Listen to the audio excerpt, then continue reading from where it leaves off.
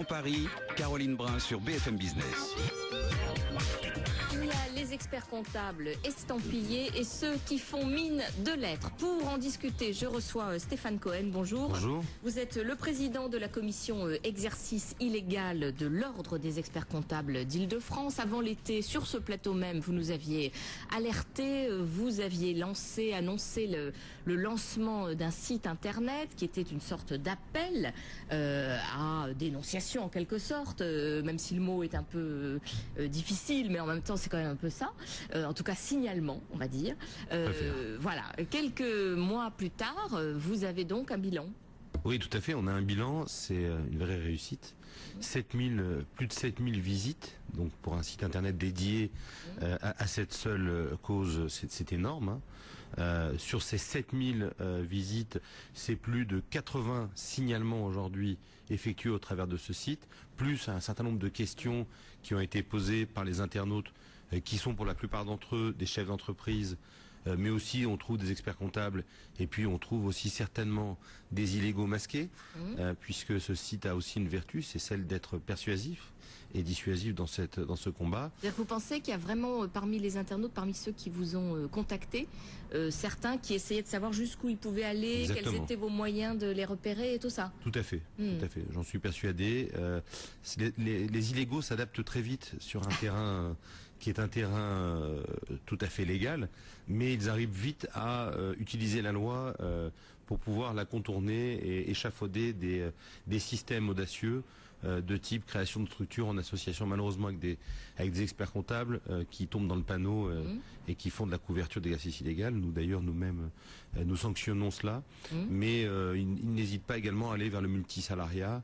En s'inscrivant par exemple jusque sur les sites internet Le Bon Coin, Viva Street, ce qui sont des sites qu'on a nous-mêmes mis en garde. Depuis juin 2011, on a interpellé notamment Le Bon Coin qui recensait une énorme manne d'annonces d'illégaux qui s'inscrivent dans les rubriques emploi en proposant ce qu'ils appellent le multisalariat. Le multisalariat, c'est interdit.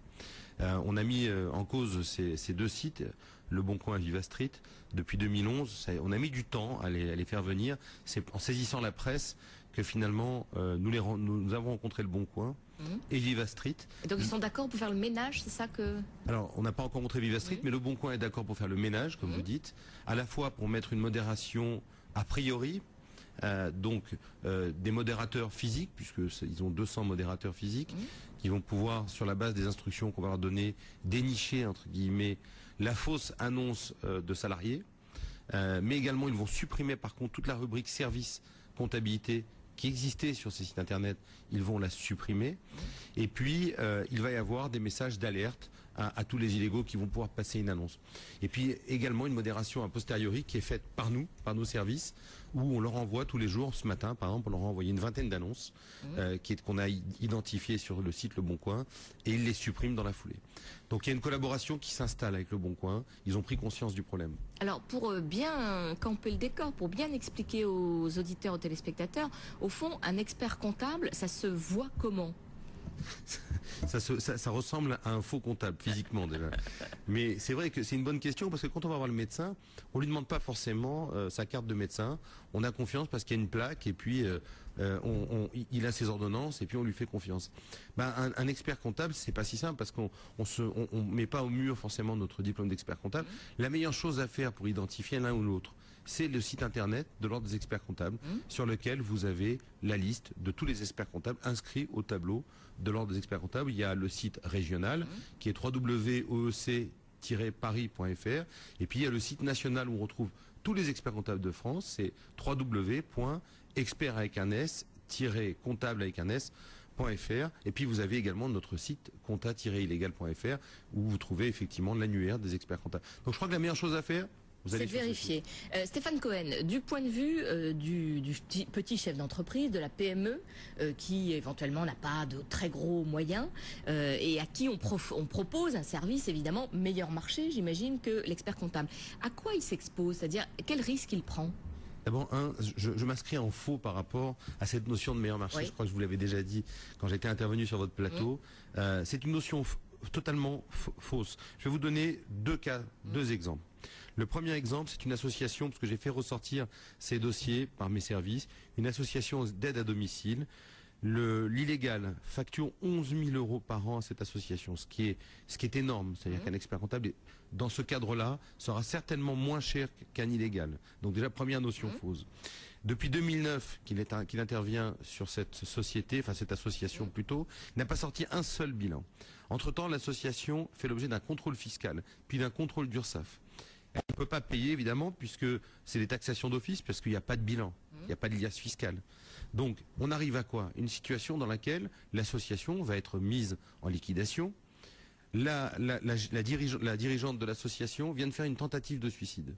Donc ça peut être... Et c'est 10 emplois menacés. J'en ai un autre dans les Hauts-de-Seine, pareil, 20 emplois menacés, pareil. L'illégal s'est enfui. Donc... Mais juste une question quand même, Stéphane Cohen.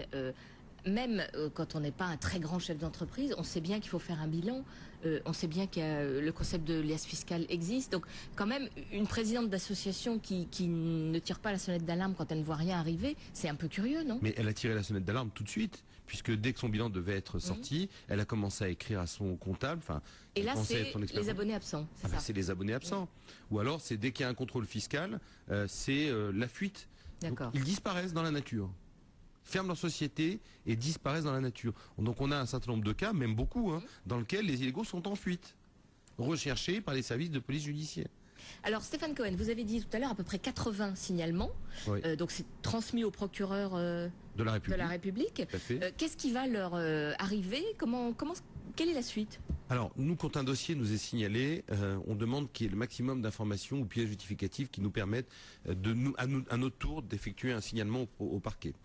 Pour cela, effectivement, il nous faut, par exemple, des factures, des lettres de mission, ce genre de choses, parce que ça, par contre, il n'hésite pas à utiliser les mêmes artifices, enfin la même documentation que les experts comptables. Et une fois qu'on a fait cela, qu'on a suffisamment de preuves, entre guillemets, on va pouvoir signaler ces faits au parquet. Le parquet va continuer son enquête avec une enquête de police, et puis ça va prospérer, et puis il va pouvoir saisir, enfin, la justice pour obtenir une condamnation. Ça prend un certain nombre de temps, c'est entre 12 mois et 24 mois selon les tribunaux. On réfléchit actuellement à des mesures plus rapides, plus préventives, dans lesquelles on va pouvoir notamment faire condamner la personne morale, parce que aujourd'hui nous saisissons les parquets sur la personne physique, donc sur l'illégal lui-même. On va faire un double signalement, parce qu'ils ont des sociétés, à la fois sur eux, mais également leur société, pour obtenir tout de suite, en tout cas, la fermeture de l'officine, à titre préventif, avant même qu'on ait un jugement, quoi. Donc ça prend du temps. Donc là, par exemple, sur l'année 2012, on va tabler sur 200 signalements. On est à 165 signalements depuis le 1er janvier 2012. On va arriver autour de 200 signalements.